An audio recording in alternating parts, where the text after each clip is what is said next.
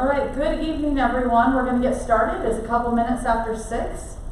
Thank you so much for attending. We're glad you're here.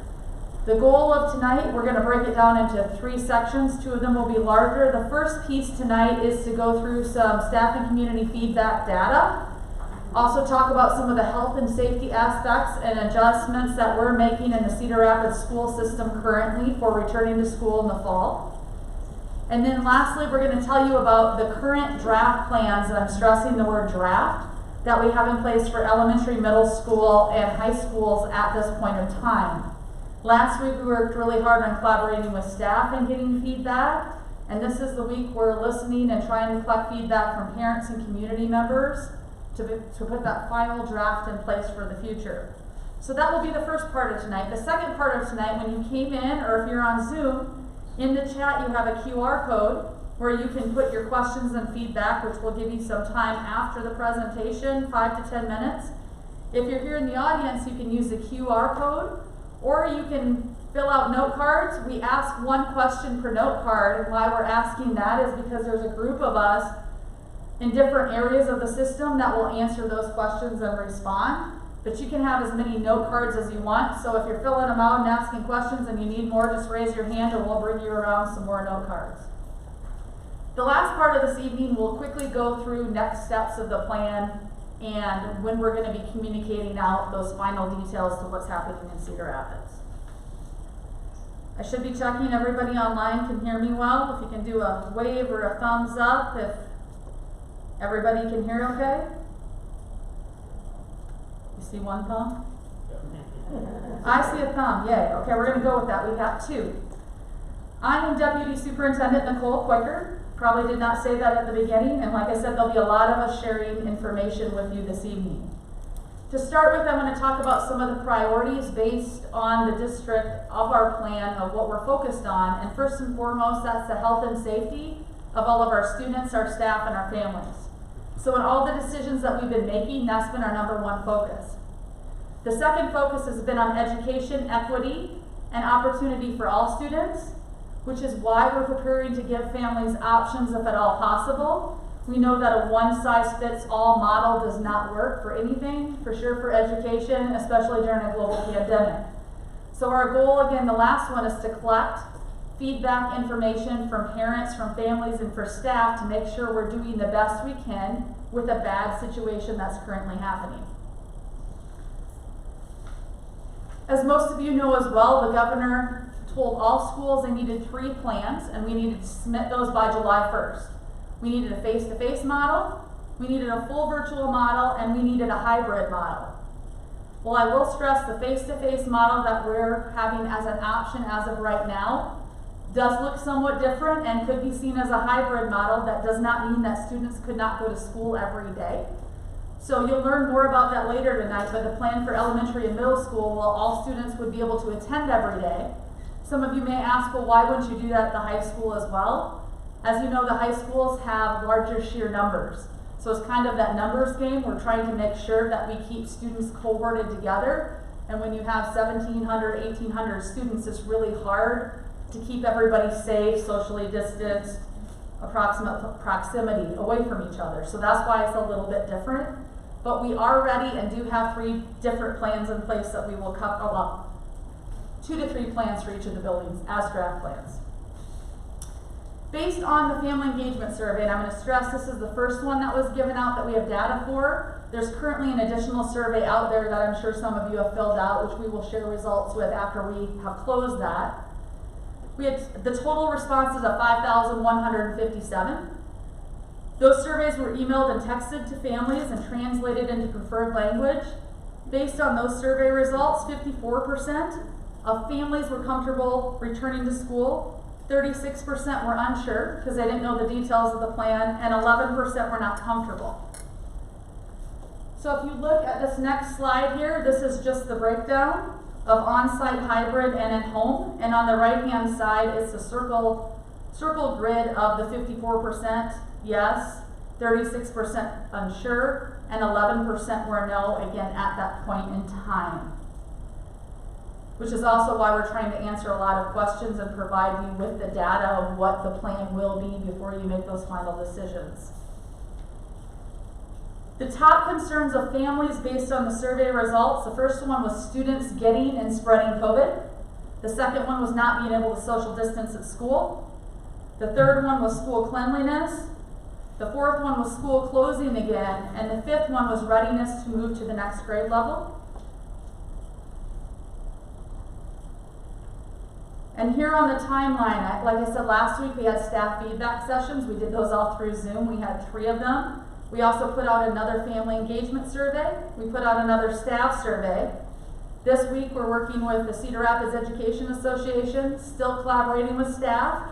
We also have 6 of these community and family feedback sessions in place. Then the plan is for the week of July 27th, which is next week. The first and foremost, we're going to have an FAQ out, which that will be out tomorrow. So some of the questions that you're going to be asking tonight, we're going to be adding onto that document. The ones that we have answers to, and as we come up with answers, we'll add more questions to that. In addition, we will be having you guys start to indicate what your preference is for sending your child back to school in the fall after you have more of those details. And then by August 5th, we hope to have all the answers back from staff and from families about what they're doing for the fall. Again, families right now have an option. Staff don't have an option, but if they have health concerns or a doctor's note, of course, we'll put them in the virtual environment. Those that can come to face-to-face will be coming to the school environment to teach students that way. But it's going to be a big puzzle piece to put that all together and what that looks like. With that, I'm going to pass it to Executive Director John Rice, who's in charge of teaching and learning. Thank you, Nicole, and good evening, everyone. I want to spend a few minutes before we break into the elementary, middle, and high school plans to talk about how we've been thinking about our academic plan and how we return to school. Grab the mic to make sure everyone can hear me here and on Zoom. First, let me thank you for coming tonight. There's a lot of ways you can be spending your Wednesday night, and the fact that you're here trying to understand about how school reopening is going to be shows your commitment and your passion and your dedication to understanding these issues and how you can have a voice in that process and how you can make the most informed choice. And I want to thank you and the many people who are joining us on Zoom tonight for this session. We need the collective voice of the community to help make the right decisions and understand the various complexities that we're facing. Cedar Rapids is not alone. Every school district in America, there's 15,000 of them, are facing the same problems. How do we reopen school given the particular needs of our community, given the particular regulatory demands we're facing? Thank you, I'm too tall for the thing here. All right, and given the environment we're in relation to COVID-19, and so for us, when we think about those 3 plans, remote, hybrid, and in-person, they all have problems. None of them are perfect, and none of them work for everyone. I think the community survey we saw indicated that there was not a single approach that everyone in Cedar Rapids wanted. People did want different things because people are in different places, and that's very understandable. And what we're trying to prioritize in our model is an element of choice that gives families in different spaces different opportunities and different selections for their needs, which is a challenge in itself. One thing I appreciate about educators is they're able to quickly poke holes in any plan, and we've spent months agonizing over these plans and putting together different scenarios, and it's really easy to poke holes at them because they all have major flaws. None of them are the way we really want school to open. None of them are the way school was last year and the way we'd like it to be. But here we are, and we're going to try to make the best of it and come up with the least bad option as a group. So, how do we think about our model designs? First and foremost, as Nicole mentioned, it's prioritizing staff and student safety. And what that means is taking health guidance from health experts, Linn County Public Health, the Department of Health here in Iowa statewide, national organizations. We've also looked at lots of groups across the country and how they're describing these models and try to figure out what does it mean to come back safely. We want to be back with our kids, our teachers want to be back with our kids, we want to do it safely. How could we do that? What does it mean? Second, we wanted to make sure there were options. We know some families can't come back and can't return safely. What options could they have that are high quality and rigorous? And then third, how could we limit interactions between staff and students to make sure that there was the least amount of risk of exposure and community spread?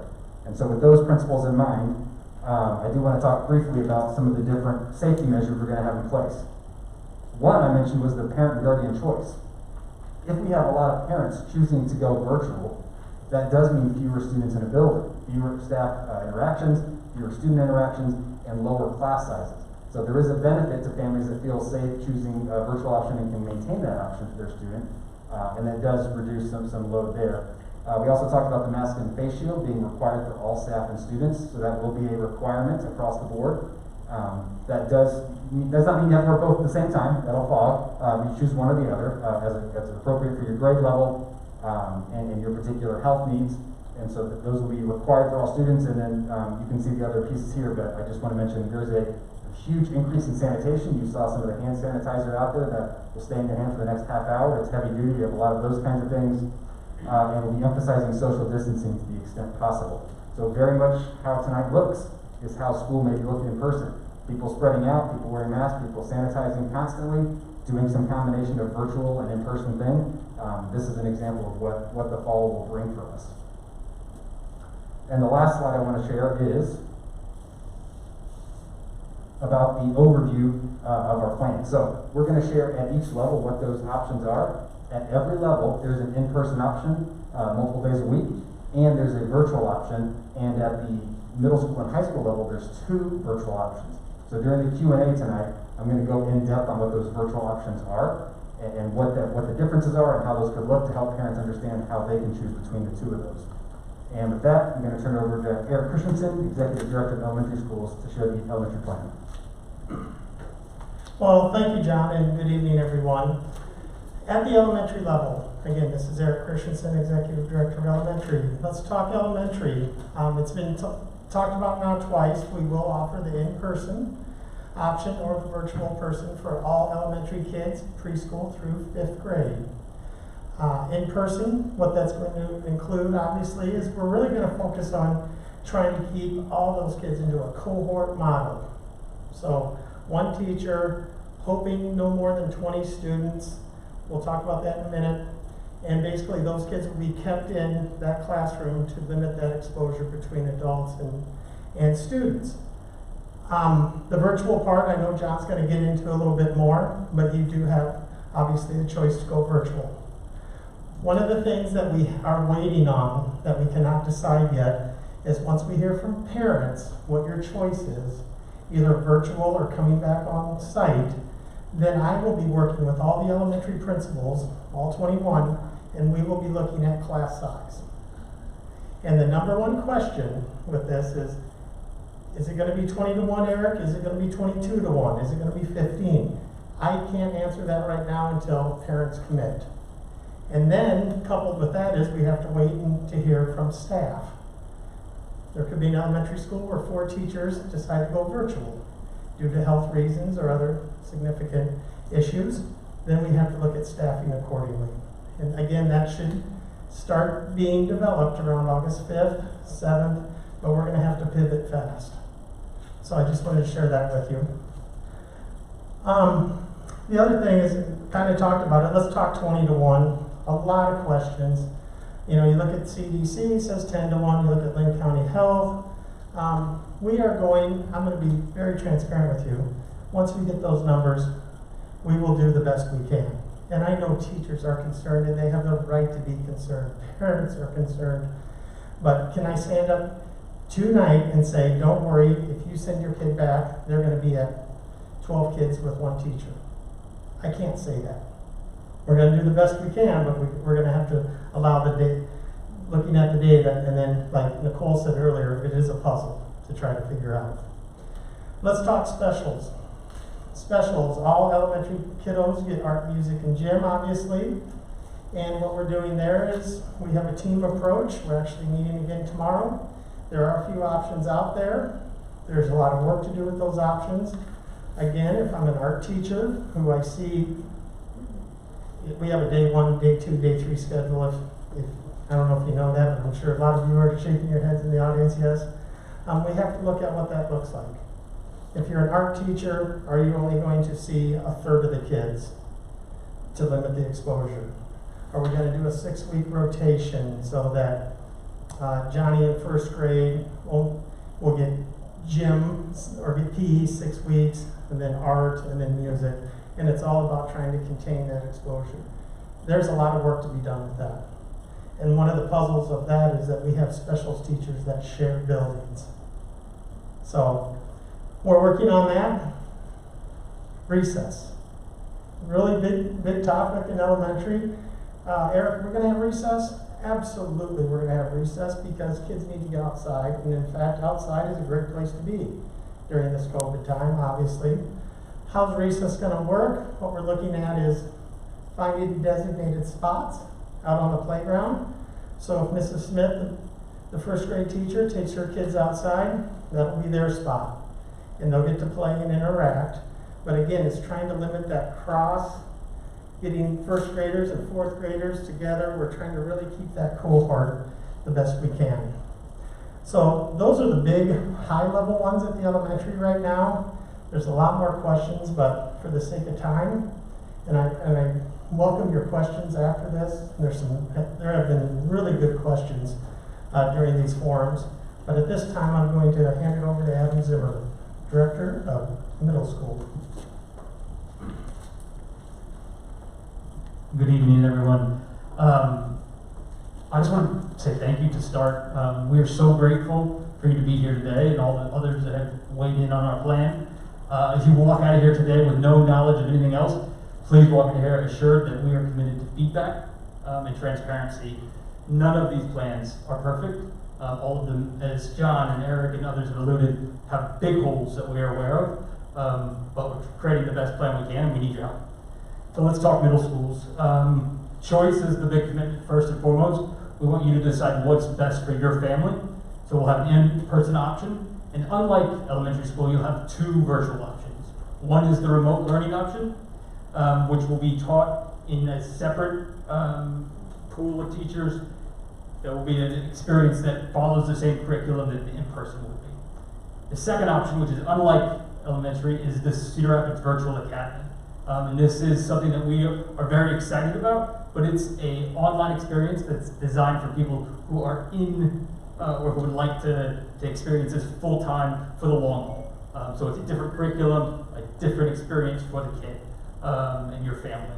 Very much more self-paced than the remote learning virtual option. So we'd love to talk to you about what's right for your family if you're thinking virtual there. In terms of the model that we're taking with the in-person option, it's very similar to elementary. We are taking the Lynn County Public Health guidance around cohorting, and all kids will stay with the same cohort of kids in this current plan. So they'll come to school, it's they'll be with 20 of their peers all day, and the question then becomes how are they going to get their content? And this is where we're still working with individual schools and teachers to work it out. Some schools are looking at a rotation of teachers. Others are looking at having their teachers stay with one group and facilitate learning that others would prepare. So it's going to look different, but those are the options we're working through. Second thing is the specials area that, like Eric was talking about for elementary, we need to still do some work on. We are still going to offer the same specials, but one of our big priorities is limiting the exposure of our specials teachers to the number of kids they see. In a typical day, they could see half of the kids in the building. We don't think this is fair, so we're trying to work out a better way to limit that exposure while still providing the same offerings. So please look back. We'll have more work on this in the coming week. With that, thank you again for being here. We'd love all the questions and feedback. If there's any clarity that we can provide tonight, we want to be here to do that. Cynthia Phillips is our Executive Director of High Schools, and she'll explain the high school plan.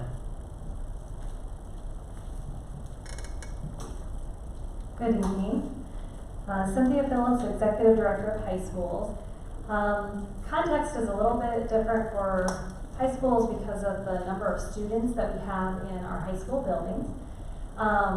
Also the number of courses that we offer at the high school level in very robust master schedules, and that's so that students can achieve their graduation requirements that they need in order to graduate, but also prepare themselves for whatever their post-secondary dreams may be.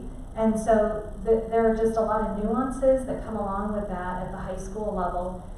In particular, the staff has to have special certifications to teach many of the courses also. So it's a real puzzle to figure out how we maintain a reduced number of students in a building at any given time, how we still offer students all the options and opportunities for courses and programs. We have on-site programs and off-site programs, such things as Kirkwood Community College courses, Regional Academy courses, Iowa Big, and so on. So we want to try to maintain as much of that programming as possible. Also have the teachers with the certifications able to teach those classes, and really just trying to support students in the experience that they need to have so they feel prepared once they reach graduation. So, with all of those things considered, the model that we are proposing at this time is an A-B day block schedule. And so an A-B day block schedule is where, in this case, an 8-period day is divided in half. So periods 1 through 4 are on A day, periods 5 through 8 are on B day. And they're blocked, so it's a 90-minute class instead of a 45-minute class. And the reason we look at block scheduling is because it reduces the number of passing periods in a day. It blocks the class so that we aren't reducing the number of minutes in a 2-day period for students. And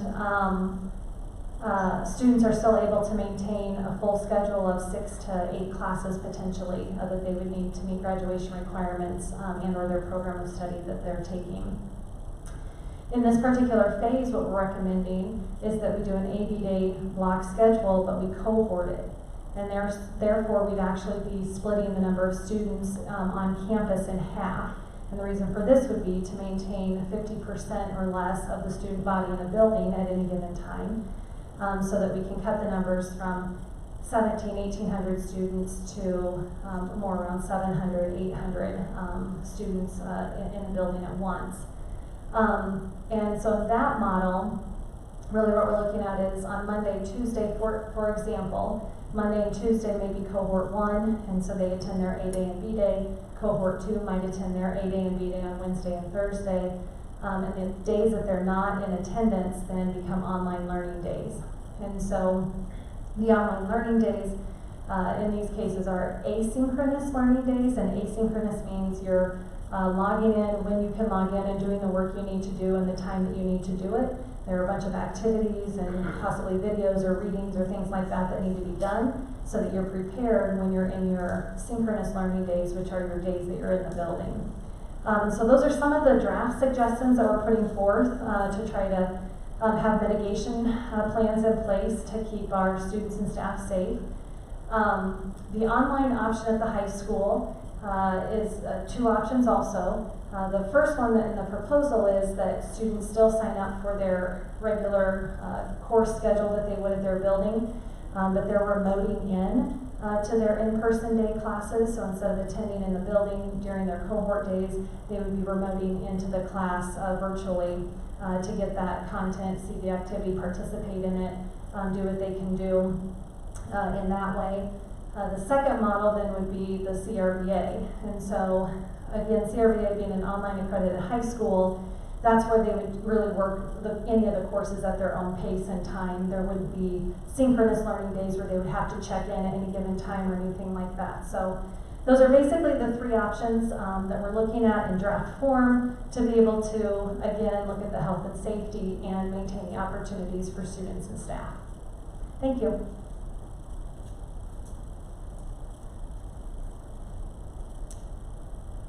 Hello, my name is Craig Barnum, and I'm the Executive Director of Digital Literacy and IT for CRCSD, and I'm here just to talk for a few minutes about what we're doing with technology and tech tools to help meet the needs of these the plans that we've laid out.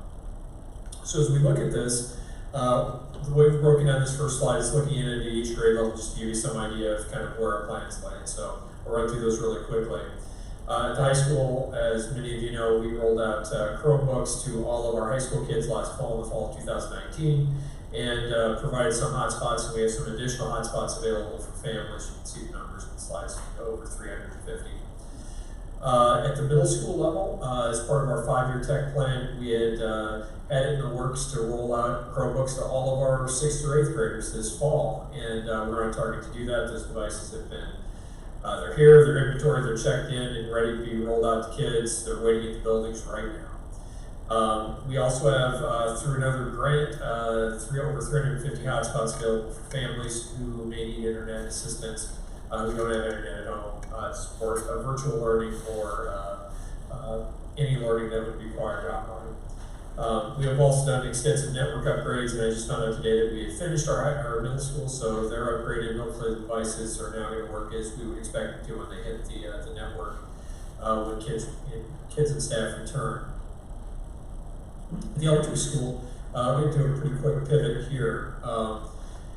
So our 5-year plan had called for us to actually address elementary student devices in the fall of 2021. But given the current set of circumstances, we needed to move much more quickly. So I worked with our finance office and the rest of our team and got creative and figured out a way to move things forward and accelerate them. Our current plan, our previous plan, had called for 1 device for every 2 children, but obviously that wasn't going to work either. So I'm pleased to say that we've figured out a way to pay for and get Chromebooks for all 1st through 5th graders and iPads for all pre-K and kindergartners. The iPads are here, and we have enough Chromebooks that we feel like we can get things started in the fall with what we've got. So we're excited about that. We also have purchased some additional hotspots targeted for elementary families, about 1,500, because the need would indicate that it's a little greater there if we do go virtual. We'll shift some of those hotspots around if things would need to be done between the levels. We're also right in the middle of doing network upgrades at all 21 elementary buildings to be sure that, again, as we do at the high school and middle school, that when students and staff return, that the devices work as expected. We can move on to the next slide, please. So for these feedback sessions, again, thank you so much for coming tonight. We appreciate it. I appreciate it. One of the things that I'm really interested in getting your feedback from or your thoughts on is what do you feel are the foundational skills you need as a parent or you feel your child needs to support learning in this new model that we're laying out, either the virtual model or one of the cohort models that we're laying out. All of them we're relying heavily on digital tools.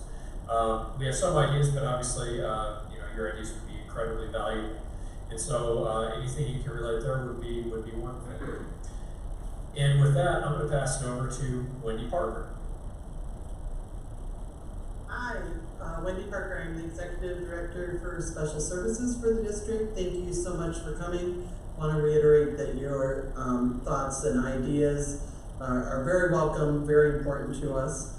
The cornerstone of working with students with IEPs through this process will be what's called a remote learning plan. This is an individual plan that we will have for all students in the district who have IEPs, which at this time is over.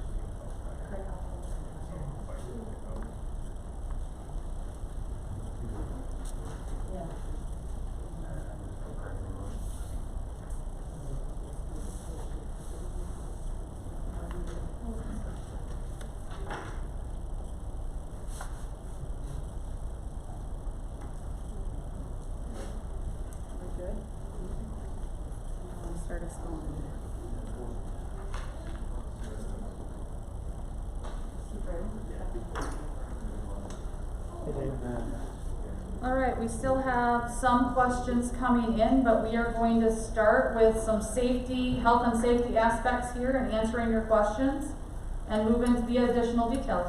Sandy, let's let you go. Hi everyone, thanks for coming tonight, and I am the health services facilitator for the district. My name is Sandy Byard, and we've got some health and safety questions here. The first question is, do siblings quarantine if a child tests positive? If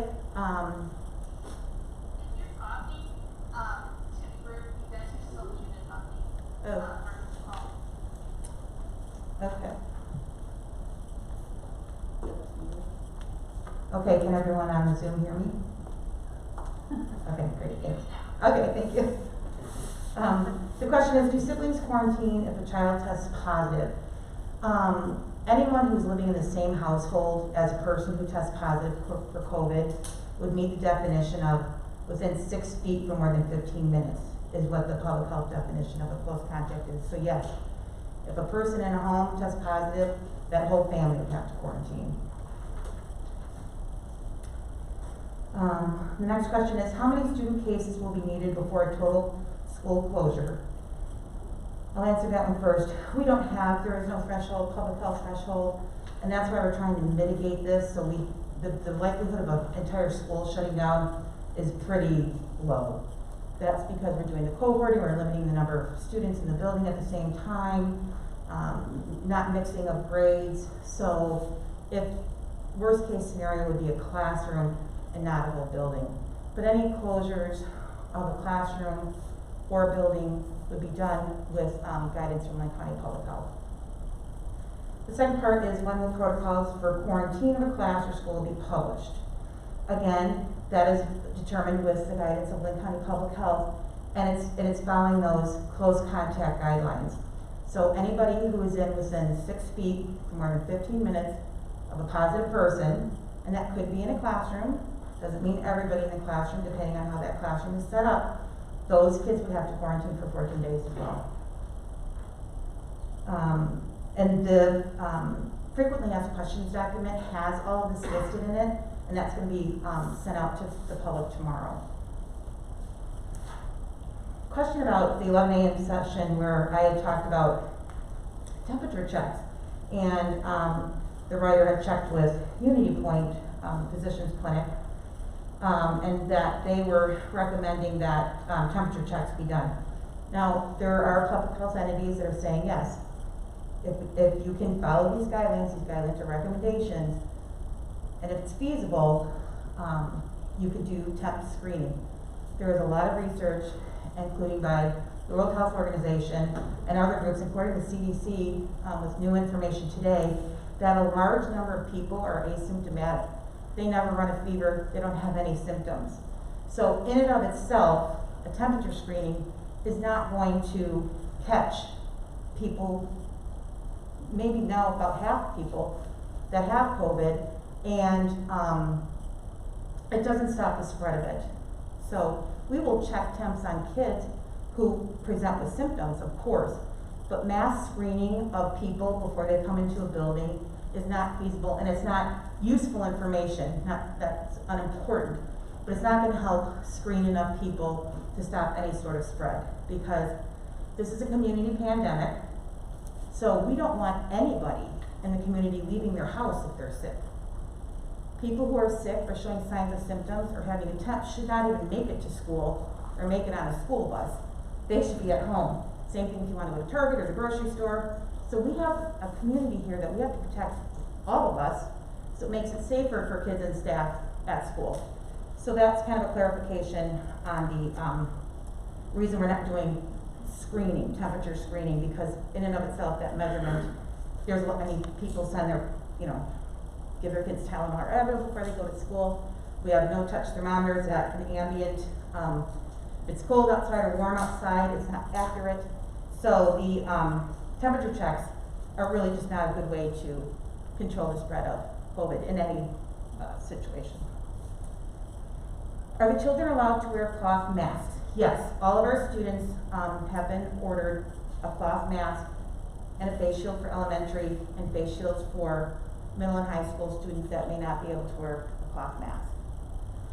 Parents can provide more cloth masks as well, but yes, it will be cloth masks that we provide for the school. They're reusable, they're washable, hand washable. You don't need to put them in a washer or a dryer. You simply wash them, hang them to dry. This is kind of the two questions that are very similar. Children with minor allergies but don't have a prescription or paperwork will have symptoms that overlap with COVID and will possibly need to be kept home for an extended period of time, especially compared to previous years. So that question, it's going to be very difficult. When you read the public health guidelines, the symptoms of COVID cover lots of things like allergies and asthma, and they don't give you any gray area. It's, if you have these symptoms, you need to stay home for 14 days. We do have an algorithm that the Allergy and Asthma Network put out to help people try to tell the difference between allergies and asthma versus COVID. So we will use that algorithm, but it's going to be very, very difficult to tell. And particularly in the beginning, where there's new students, maybe we don't know them, we don't know their history, there's not any health history put into Infinite Campus, we're definitely going to be erring on the side of caution, and those students will be sent home from school for the day. And the second part of this question, I will let John read after this next one. And then when children are inevitably sent to school while sick, not necessarily COVID related, but overlapping symptoms, what will be done? Will they be allowed to stay or sent home? They'll be sent home. And we also know that people sometimes send their sick kids to school. They have situations at their home. We wish it didn't happen, but we don't have that knowledge before they come to school. But I just want to assure people that when sick students present at school, when they have symptoms at school, we have a plan to separate sick kids in an isolation area away from all the well kids that are coming in for medications or first aid, behind isolation barriers that are clear supervision. Parents will be called to ask them to pick their student up. So we do have those isolation plans for sick and well students. And that was it, so thank you very much. Appreciate your time. All right, good evening, everyone. My name is Linda Nagel, and I'm the Executive Director of Human Resources. And I have two staff questions that came in tonight. The first one is, what if staff get sick? So similarly to how we're handling students who get sick, there's a criteria that we'll talk through. If they're sick, we don't want them coming to work, obviously. And so they will follow those same guidelines. So in the FAQ, it will clearly outline, you know, if you're symptomatic, what do you do? If you have been exposed, what do you do? All of those different scenarios that may happen, but it'll be very similar to what we're doing with students. The second question is, if a teacher is quarantined because a student tests positive, does that count against their sick leave? Well, the way that we anticipate handling this is, if we have to go into a quarantine situation, we're just moving from an in-classroom to a virtual. So they wouldn't necessarily need to take sick time because they'll still be working during that period of time. Unless, of course, they are positive themselves or have symptoms themselves, and then we would go back to what do we do in a case where somebody is sick. So, very good, thank you.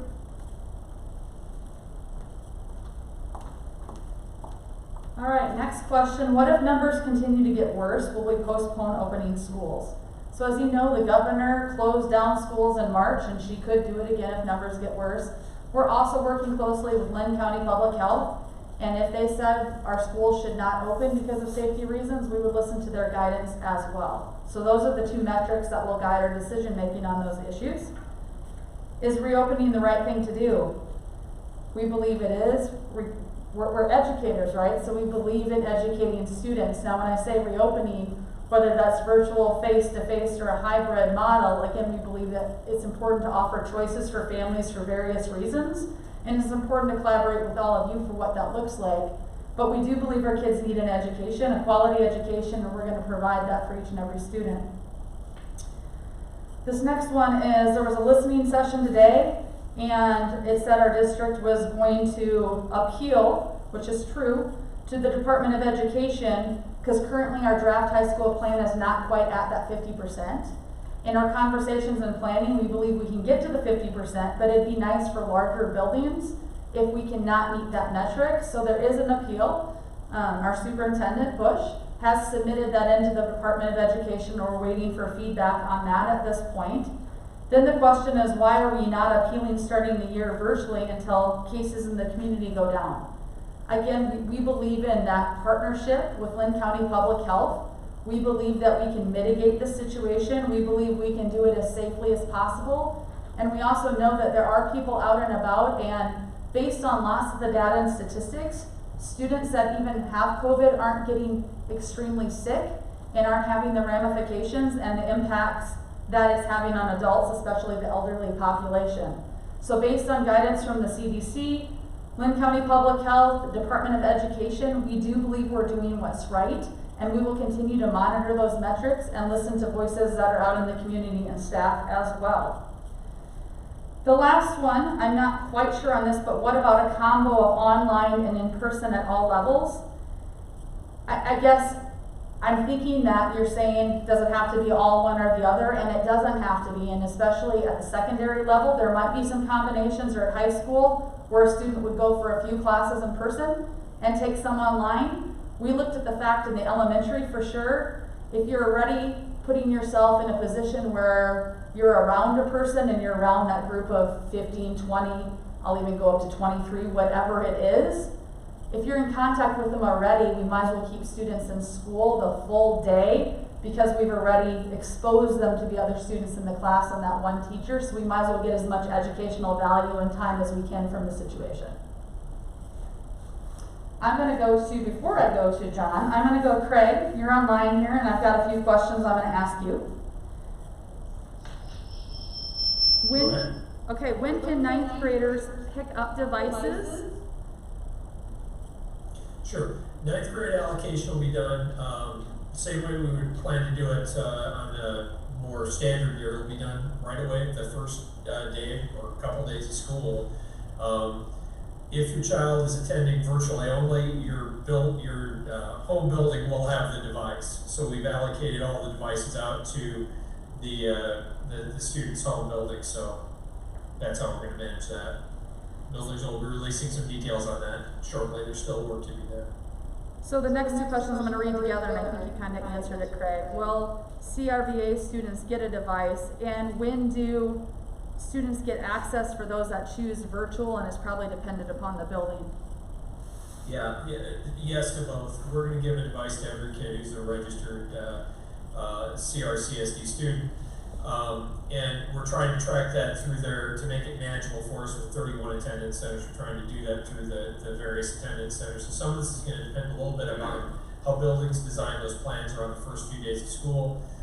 So more information coming on that, but you can plan that you'll be contacting, working with local building leadership to pick up devices. This one's $1 million question. What do we do when our Chromebook stops working? Yeah. Well, hopefully it doesn't happen very often. But when it does, and there will be those times, so a couple different scenarios. One is if your child's attending school with us, we have technology contacts in all of our buildings. We ask you to have your child start with that person. If you're virtual only, or CR Virtual Academy, you can contact our help desk directly, and we've listed that in our FAQ document. You can do it either by email at helpdesk@crschools.us, or there's a phone number we man now. Unfortunately, we only man that during business hours when we're around. We can't staff it after hours, but you can leave a message and we'll get back to you. Thanks, Craig.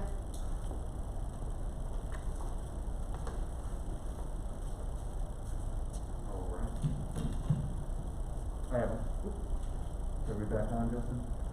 Doesn't sound like it. Thank you very much. All right. So we have a number of questions. Most of them are around the virtual aspect of learning. But before I get there, there's one about the governor's proclamation and how it impacts the learning plans. So two parts here. First, we will work within the governor's parameters. When the governor makes a proclamation, it is our job to respond to that and to devise our plans accordingly, and so we will be doing that. Secondly, I will say that as you saw other school districts, particularly Iowa City, planning to go fully online, that was a backup option here and still could be, but that option is currently off the table since we are not able to start fully online. So there are some limitations that have come with the governor's proclamation, but we will work within those. So the online learning writ large, and I want to walk through in detail what that will be at each level. So if you are choosing the virtual option at the elementary school level, you are going to be pooled with all other elementary school students virtually who are choosing to go virtual. And that's because we're going to have our teachers who are not able to return to the classroom for health reasons as their teachers. And so the idea there is we're going to have teachers from across the city and across our 21 elementary schools pooled into a temporary school called CRCSD Remote Learning, pooled with all of our elementary schools that are doing virtual learning. Those students are going to work on the Cedar Rapids curriculum, the same kinds of things and the same timeline that students in person are going to be working on. And the idea there is that if the school has to quarantine, they can move into those online classes that are already happening and seamlessly kind of transition as best as possible. So we want to keep the learning the same, the activities the same, and schedule as much as possible. In that virtual setting, you will be, students will be working with Cedar Rapids teachers, and it will be a scheduled thing, unlike in the spring. In the spring, it was voluntary learning.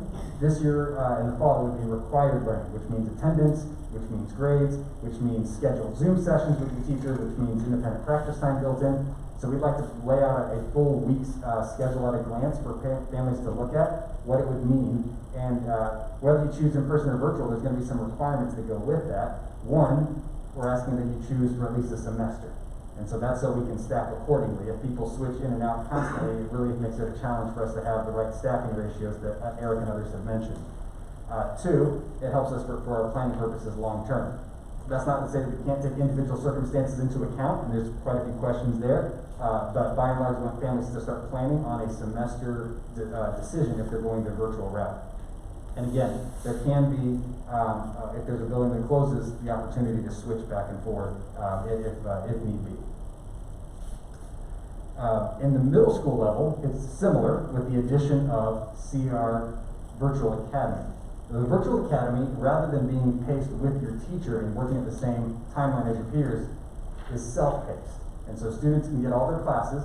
They will still be assigned to Cedar Rapids teacher, but they're able to work at their own pace on their learning. So if they want to spend the whole week doing math, and then the next week doing language arts, and the next week doing science, they do have that option. And we will provide a pacing guide and keep students on track through communication with their teachers, but it is by and large the obligation of the student to work through that self-paced content in a way that is very different from the Cedar Rapids remote learning, where you're keeping the same pace as the more traditional in-person learning. And then, thank you, Ryan, at the high school level, as Cynthia mentioned, they would have the virtual school option, and so we're asking families to choose that. If you're thinking you want to be in a virtual option long-term, a year or more, choose Cedar Rapids Virtual Academy. If you're thinking you just need a virtual option temporarily for the first semester or for the first year due to COVID, you probably want to choose that remote learning temporary option just for this year.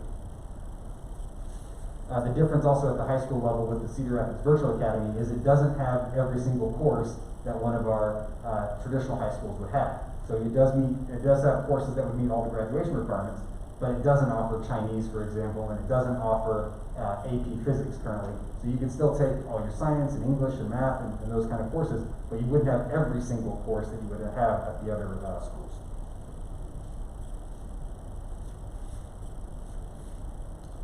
We have an additional question about talented and gifted programming. We will continue to offer talented and gifted programming across pre-K through 12. It will not look the same as it did this past year. There could be more of a virtual component. The activities and competitions may be different, but we still will have that programming available.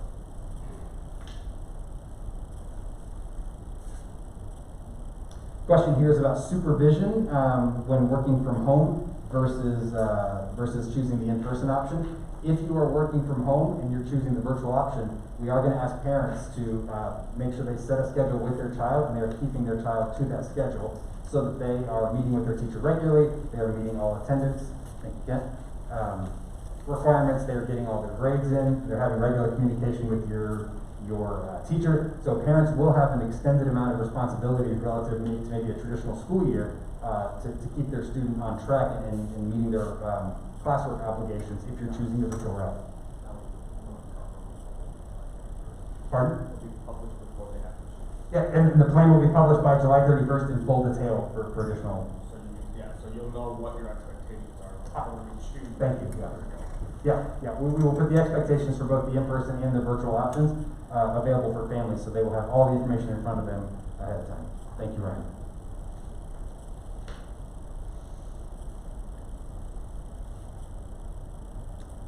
So the question is, what happens if we have to close a school or district? And again, that is when we would move everyone to that virtual class and those virtual options right away, so there's not a loss of learning. And that also goes for snow days this year. So part of the proclamation does allow us to use snow days rather than fully closing school and losing that time and making it up in June. We can go to a virtual option during snow days, which is new.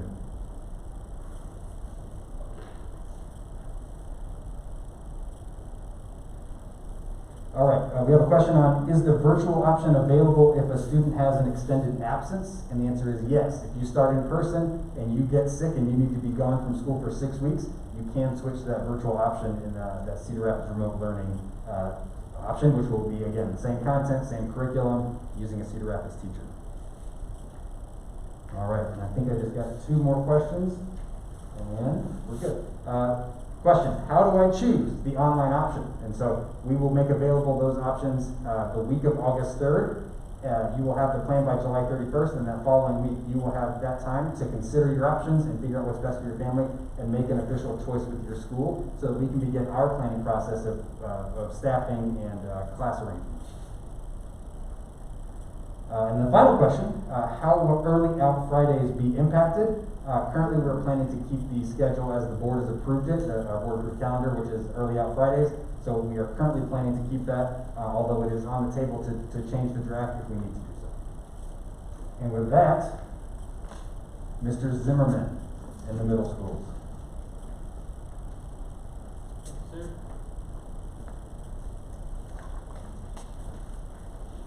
Good evening, everyone, again. So I have another one of the million-dollar questions. How will we do lunch? It will be in cohorts and staggered. So we'll maintain those cohorts and make sure there's not cross-contamination between kids. I know this might look a little different in high school, but they'll have the same mitigation measures that we presented earlier to make sure that kids aren't cross-contaminating with each other. For middle school activities, how will these work? And what about activities for kids who choose the online or virtual option? We have yet to make a decision on middle school activities. We are putting a lot of time and effort into cohorting kids, making sure they don't have many contacts. That will weigh into our decision as we move forward to make a decision of what activities and sports will look like going forward. That said, all activities will be offered for our virtual students, just like they would be for in-person activities or students. Next question, why does the middle school not have a hybrid model like the high schools? We went into all this planning with the first and primary priority being safety. And then we heard loud and clear from our families that they wanted consistency and some kind of normalcy. And so we, unlike the high schools, thought we could make it work in a safe environment to bring kids back 5 days a week, like we had. And I think we've arrived at that model. And that's the reason we chose to do the 5 days. And the final question, how do we take care of students who accelerate to the next level for a class? I think John handled this with the advanced programming. All of that programming is still going to be offered. And if you have specific questions, feel free to reach out to me or John to answer the acceleration questions. I'm turning it over to Cynthia. I was looking for your face.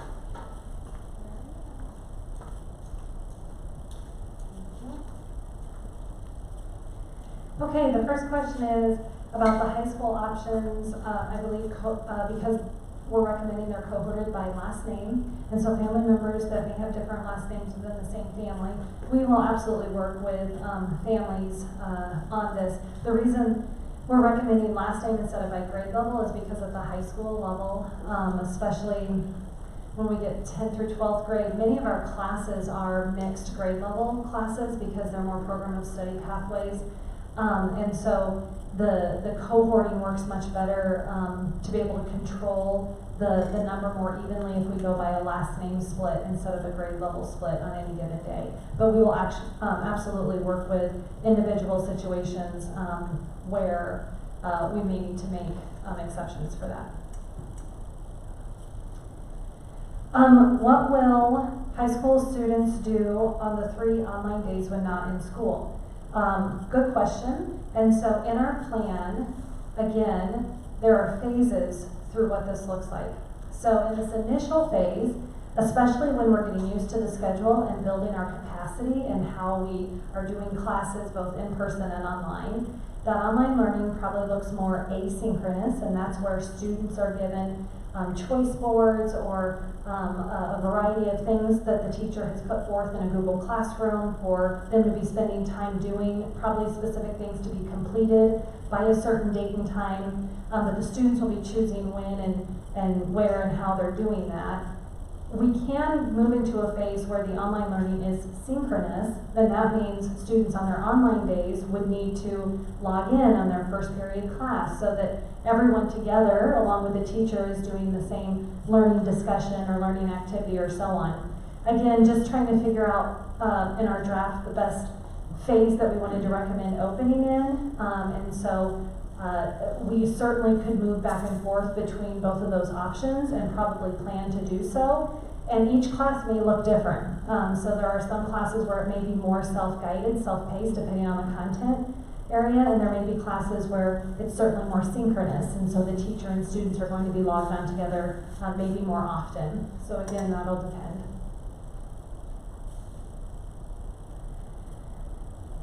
Is it possible to have only core course instruction located on the high school campus and all electives online? This is a good question, and I will add it to the feedback. And we have different groups of teachers and administrators looking and reading at these things, and we can certainly add it to a possibility of an option to discuss. Can we close high schools on Wednesday for cleaning instead of the Fridays? And so again, in this initial proposed phase, we do have where students are in-person learning 2 days a week and they're online 3 days a week. Again, that can shift because there's another phase where we're saying students are in their cohorted model 5 days a week. If we do maintain this current phase that we're recommending, the day off would be Friday, and the reason for that is because with the district early outs scheduled to happen on Fridays, it really throws off the minutes in our cohort model of AB with having an early out Friday as one of their cohort in-person days. That cohort on, if it's an A day or a B day, would end up missing a couple of hours of class time at the end of the day. And so that's why we wanted to maintain the cohort days, attend school on the full school days, and the online only day would be the early out day, which currently is Friday. In regards to cleaning, I think I understand correctly, in all of our buildings there will be deep cleaning happening every night, and the materials and tools and personnel and so on, the plan for all of that does make it so that it is safe to return to the building the next day, and so we're not having to plan for large hours of time out of the building, but does that sound accurate? How will we do CTE courses online? So CTE stands for Career and Technical Education Courses. These are courses like health sciences, family and consumer science, home ec classes, woodworking, automotive, those sort of courses, which oftentimes are located in lab classrooms. And so our teachers are phenomenal in our CTE courses. They have been thinking about this really since school closed in the spring, and as we plan to open now, as to what those experiences can look like for students that are signed up to take those courses, the academy courses and so on. And so they're coming up with a variety of options. There are virtual tools now that have online labs that students can engage in that don't require them to be on site.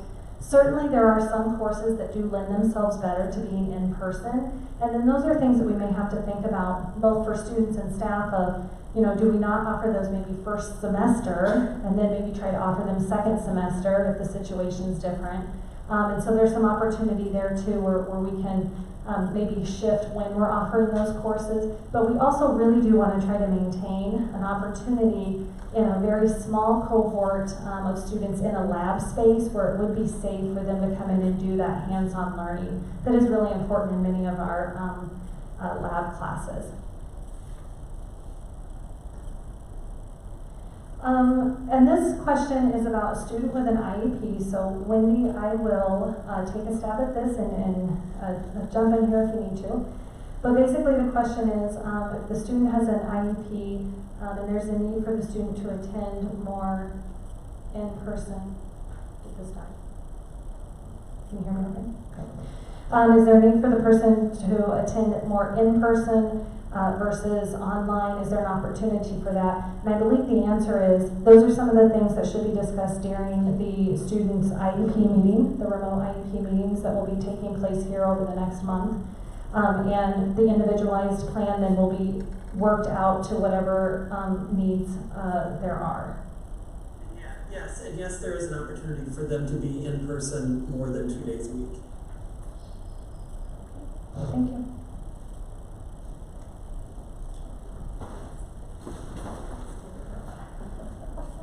As I trip up here. Everybody needed a laugh, right? We again really appreciate all of you being here, all of you that are on the Zoom session. If you have additional questions, please feel free to email any of us, call any of us, email your building principals, and we will get you responses. Our next steps, again, that FAQ document will be up on the website tomorrow. That will be a starting spot.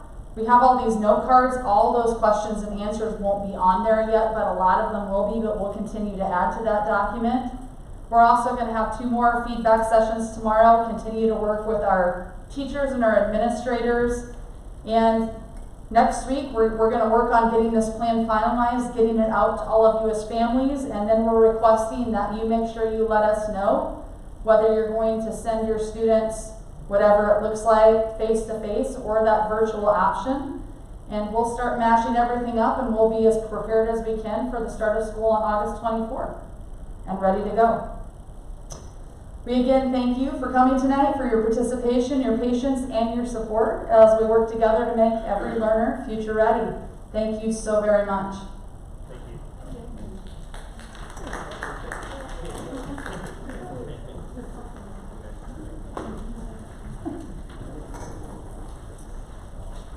Trips up.